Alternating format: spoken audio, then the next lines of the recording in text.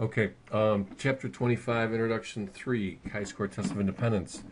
In a goodness of fit test, one population is tested on one categorical variable, like the population of Fortune 400 executives, and we tested them on the categorical variable of astrological sign. A chi-square homogeneity test, multiple populations are tested on one categorical variable. In this case, we looked at different colleges and university and what they did when they were after graduation.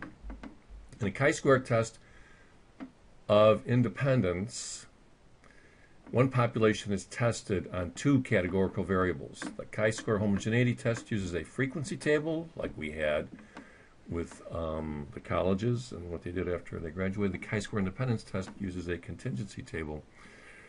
We are asking, are the variables independent rather than the groups independent? When we ask whether two variables measured on the same population are independent, we are performing a chi-square test of independence.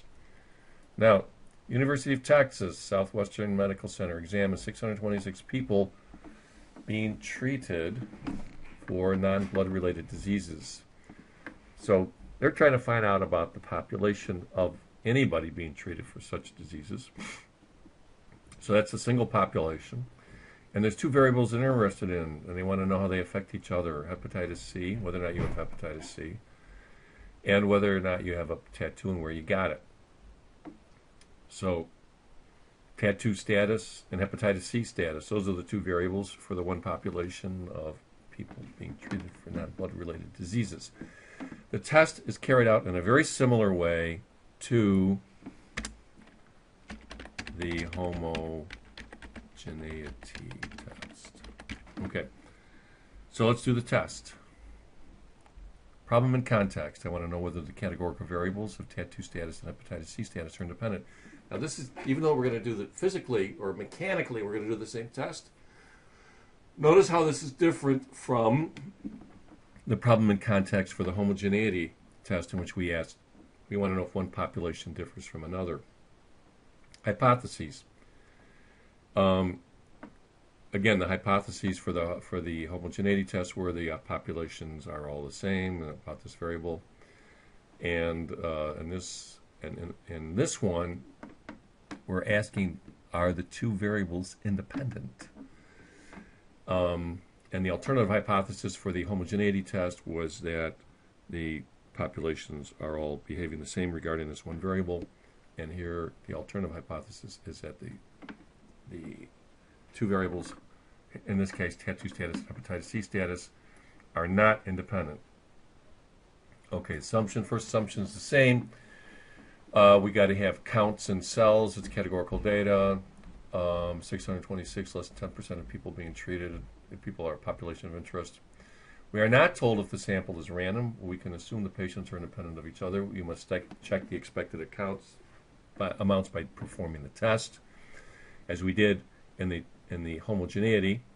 So let's go ahead and do that. We put the data in, so we'll do second in the matrix. I won't make you sit through that again. I'll just show you, there's A. It's a 3x2 matrix, 3 rows, 2 columns. There's the numbers.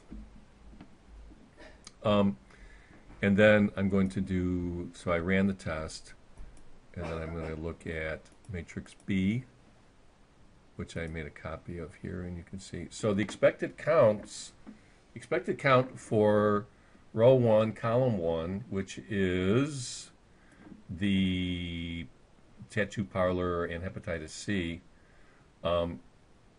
that expected count is only 3.9. So we can see the expected cell count which is not big enough to do the test. The book recommends doing the test anyway, but checking the residuals carefully. Name the test. Preconditions are satisfied. Sample is a chi-square distribution of 3 minus 1 times 2 minus 1. 2 degrees of freedom. Perform chi-square test for independence. Test carried out. Well, the test is already done. Here's the test results when I ran it. I'll go through and run it again just so you can see it. So I did stat tests, and I went down. Now, regardless of what kind, we went through this before. You have this on your calculator, no matter how old it is. Chi-square test, enter, and then the data. My matrix is already in matrix A. So I hit enter and I get the results. Okay, and the p-value, here's the p-value. I took the trouble. You don't have to do this. I just wrote it out just because why not? Okay. Now, the degrees of freedom is 2. That means the mean of the distribution is 2, and the mode is around 0.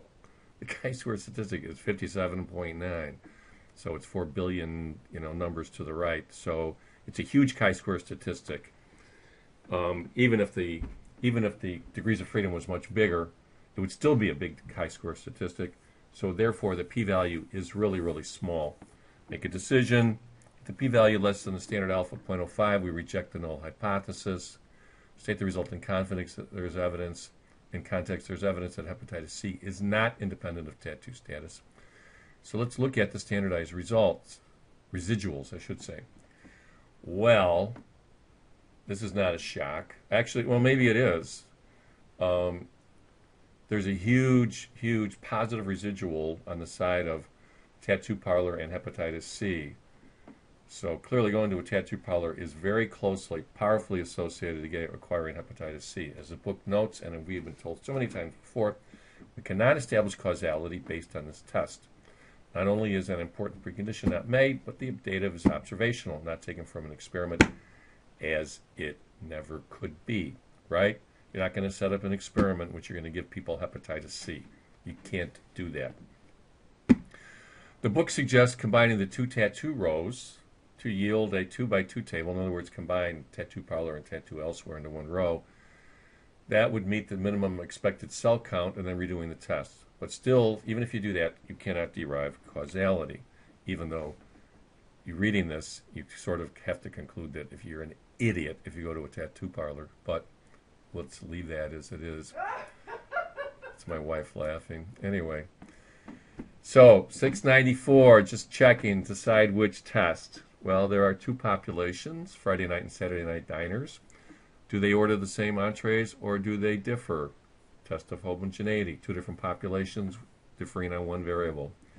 15, expect 1/3 of middle management to be assigned to each lot. Okay, right, you got 3 lots, people are supposed to be assigned. You're only looking at 1 population and 1 variable, which lot they're in, and middle management. Perform a goodness of fit test to see if they are or are not. Guess how it's going to come out. Just guess. 16. 1 population of students is differentiated by dating frequency and residence. Radians. Okay, so you got 1 population, 2 variables. You're seeing that 1 variable is independent of another. So chi-square test of independence. Now I'm going to stop right here because I want to give you some homework problems, which I forgot to put in. I'm going to pause it.